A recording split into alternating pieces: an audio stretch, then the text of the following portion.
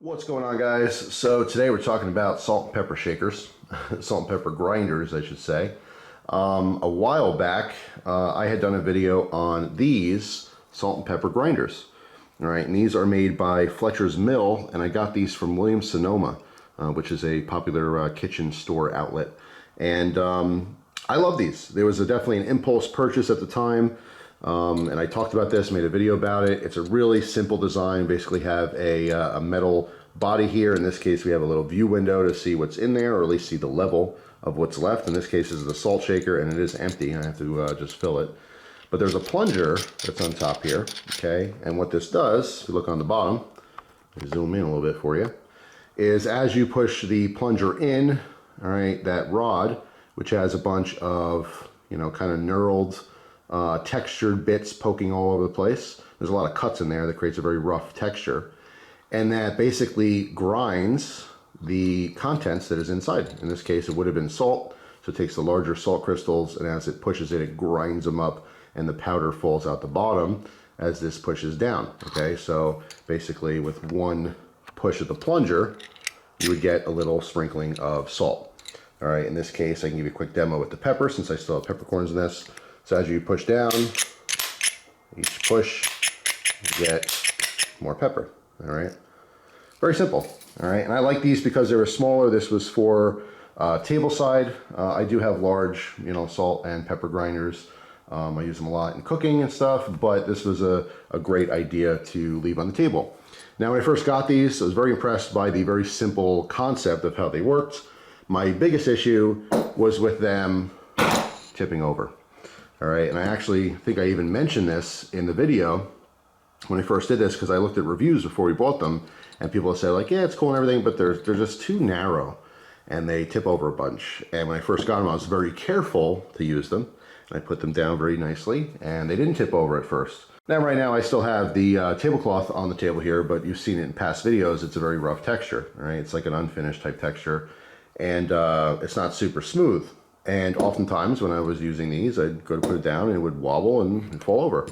So that is, an issue with these particular mills, but I still love them. I think they're really cool. They're heavy duty. I love the concept there. Very, very simple. Now, fast forward to a couple months ago when I got these, all right? And I got a couple sets of these. These are the originals, okay? These are from Gourmet. I just saved the packaging here just to show you how they arrive, but obviously you don't need that. So I've been using these, and these are awesome. They're just as good as the original, only better in a couple different ways. The biggest thing of all has to be this stand, okay? This stand comes with all of their grinders and stuff, and you can check out their website. They have a bunch of different ones. We're gonna talk about the travel one as well, which I have sitting in the background here, which is awesome for camping. But this is a huge deal. Just having this base, I mean, you can use the base, of course, with the originals. They're very similar design here, but that is huge, okay? It's very important because these do not tip, okay? You can aggressively put this back down, and it's not gonna fall over. I'm not gonna have the issue that I did with the original ones. Now, these are pretty robust. My concern was that the plastic windows, because these are plastic on here, not glass, I thought that would break. And in some of the reviews, when I was first looking at it, people, I guess one woman, that's exactly what happened. It fell on the table, rolled off, and then broke when it hit the floor, right? And that would be a huge problem. It's all metal, it's all very sturdy, heavy duty and stuff, but the plastic is obviously a weak point. Never had an issue. It fell a bunch, never actually broke, thankfully. On the original ones here, it still is plastic. So this stand made a huge difference, all right? Very simple, just like an acrylic block here. All right, it does have rubberized little feet on it. All right, so you put it on a surface, it doesn't want to wiggle around at all.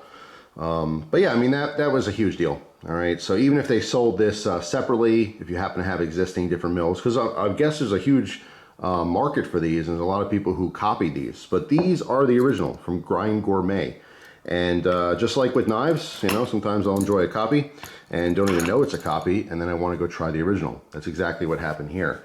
So having tried the original, it is a slightly superior design. They make a bunch of different variants on this, okay? This is the original, okay? But this is actually the upgraded version of the original with those solid plungers like that. They also have ones with exposed springs on the top. They have colored ones, they have different sizes. They have, I think now, ones that come to like a tapered end, that almost look like pens, a little bit smaller. But they have a variety of things, but I wanted to try, you know, the originals because I did like these so much. Now, besides having the base, which is already awesome, there's something else that I noticed in using both of these that I like better about the original, and that is its looser tolerances.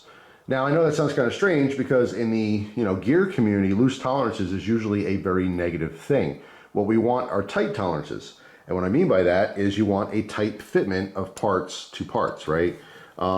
Generally speaking, cheaper things have looser tolerances. And what that means is that they don't have to pay as much attention to detail. Parts don't have to be as precise. There can be slight variance on them and they'll still fit. When you have super tight tolerances in something, it makes it much more difficult to fit. A lot of times there's more hands-on, you know, changing of those parts in order to make it work, right? And you know, it's a very big thing in the gun community and the knife community. You want tight tolerances. What I found is that the original version of these grinders had looser tolerances, but it performed better because of it. And here's why. All right, the plunger on this, you can see there's a little bit of side-to-side play. I mean, it has to have some play, kind of like a, you know, OTF or something, where it allows that plunger to actually move. All right, there's a spring inside here which creates resistance. That's why it always pops back up. But you need to have a little bit of loose parts in order to let this function, right? So on the original, there's actually a little bit more play. Now, when I first got these, I thought, oh man, that kind of stinks. You know, there's a little bit more play. I just thought, you know, looser tolerances just, you know, equates to, you know, cheaper. What I found in actually using this is that I had way less stoppages. I know that sounds funny. It's like I'm doing a, you know, talking about guns or something. What I mean by that is that with the Fletcher mills, the copies here, every now and again, all right, it wouldn't happen every single time, but maybe 1 out of 3 uses, I go to, you know, use the plunger, and particularly with the pepper, not so much the salt, because there's a little less resistance in the salt than there is in the peppercorn. But in going to grind, all right, like right now it's fine. Right there, I have to use way more pressure to push that through. And that's just because the pepper on the inside is getting jammed. And that's because of the tighter tolerances, all right? So what I found is that with the looser tolerances, I didn't have that, all right? Since using these, and this has been a couple months now, maybe, I don't know, a handful of times, 3 or 4 times, I got to a point where it was like, it was kind of tight to actually push down. And that's because of the looser tolerances. It allows, there's a little bit more of a gap on either side of the plunger, and that allows everything to kind of move better on the inside. Now with that means that each time you know, plunge it, each time you grind, you do get a little bit more of the product that comes out. Okay, so that's something to consider. The older one, you know, in other words, if I push this once, the amount of pepper that I get would be a little bit less than the amount of pepper that I might get in the originals. But that's offset by the fact that it's not hard to use, whereas the old ones would get jammed all the time. Now, when it gets jammed, it's not a huge deal. You let the plunger out and you shake the inside a little bit just to move stuff around, and then you're back in business. But that is something that I actually liked about the originals in comparison. So even though I would probably prefer a little bit less of the product to come out, because I'll plunge it more and more, but I don't want too much salt or pepper to come out. But as you know, if you're a good cook, you want to always put your spices and stuff in your hand first, not directly over your food, okay? Because if something failed, in the case of just a regular shaker or something, if the top came off, all of that salt or all that pepper would dump in there and it would ruin your meal.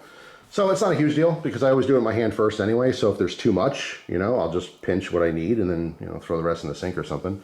But I do like the fact that this has a stand, and specifically that it's just easier to use. So, I mean, again, I didn't know this when I got these. This is the original, all right? Gourmet sells the original design on these, but these were very popular when they came out, so a ton of people copied the design, okay? So this is the copy. Now, it doesn't really matter. It's not like, you're going to be swindled into buying the copy. They're clearly marked what they are when they're sold. But just to see the exact differences, the Fletcher's mill has a couple of these rings cut into the top, and obviously there's a larger ring cut to the bottom, a little, angle cut here as well. Now, besides the full-size ones, we also tried these, and this is Christina's favorite set because she loves all the camp gear. And this was really, really cool. Now, this is the stainless steel set. They also make this in acrylic. The acrylic comes with a different, like canvas pouch, but this is really awesome for all the people going camping and hiking and stuff like that, to have some salt and pepper and some grinders. All right, so it comes with this nice pouch, right, leather pouch, and these, as you can see, are smaller, and it also comes with a stand. Now, when we have this in our camp gear, we do not have the stand when we put this stand out if it's on the table here. This is obviously a different style in that the void that's on the bottom is filled with a post. All right, as opposed to going into cut out holes. Obviously, you can see that it just fits in like that, but that keeps it nice and stable. All right, so Christina has this in with the camp gear, but you know, when we actually use this, we're not going to necessarily bring the base. We'll just bring it in the pouch. All right, so we take it out of the pouch when we want to use it. Now, obviously, as you can see, these are a little bit different in that they have the exposed spring on the outside, as opposed to these, where the spring is captured on the inside. You just don't see it, but that's obviously still there. You can feel it and hear it, but this doesn't have the covering. All right, so it's just that exposed spring look. But same deal. All right, this distributes quite a bit of salt or pepper, depending on which one you're using, of course. But these little guys are awesome. Really, really cool. These are a little cheaper. I think it's 40 instead of 45 for the full size for the stainless. For 40 bucks, these things are really, really awesome. Of course, we love it, again, for camping purposes. Just really cool. But I like the travel bag. I do wish that there was like maybe a separate pouch, like a large pouch on the back that was sewn on, just so that you can slip that that little stand in it. I mean, we don't really care. For camp purposes, we just take it out of the pouch, you know, use it, and put it back in the pouch. But it would be nice, I guess, to leave that on a stump or something, or, you know, your table where you're eating. Now, of course, I love the original Fletcher mills. I thought it was really nice. I still absolutely love the design and everything. Again, the positive is that it does disperse just a little bit less of the contents, but you know, it jams sometimes. All right. And trying the original one here, which is nice. It's cool to be able to try the original of anything. Like I mentioned before, if you have a copy of a knife and you realize, hey, this is a copy, of course you want to try the original. You want to see if it's better. And most times it is. It's kind of like a movie, you know. The sequel might be good, but if you like the sequel, you'll probably like the original, right? So the obvious advantage, again, is it's a little less resistance. It doesn't jam up as much. And of course, the little block stand you get is just a really nice bonus. But all those aside, my favorite thing has to be these travel ones. And even though they're a travel size, this could be the size that you have on your table. You don't necessarily have to use the bag or go camping or anything. If you don't want much larger grinders, you could just get the small set for your table. And I love the stainless steel, but they do make this in acrylic. All right, so if stainless steel doesn't match your whole setup on your table, whatever, and you want just, you know, see-through plastic, I'm sure those work just fine as well. But you know, I just like the look and feel of the metal. But the exposed spring is kind of cool too. I like that. And the dispersion of product on the inside is perfect. Both salt and pepper, just easy to use. Didn't get any jamming at all with the small ones. Anyway, just want to give you guys an update on that and share my experiences.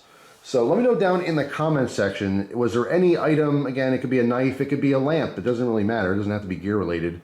But there's any item you've ever used and you thought, oh, this is pretty cool, only to later find out that there's an original version and what you have was a copy.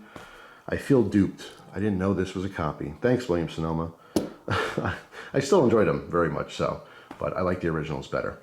So that's all. Hope you guys have a wonderful day. Thank you so much for watching, and I'll see you tomorrow with a brand new video. Take care.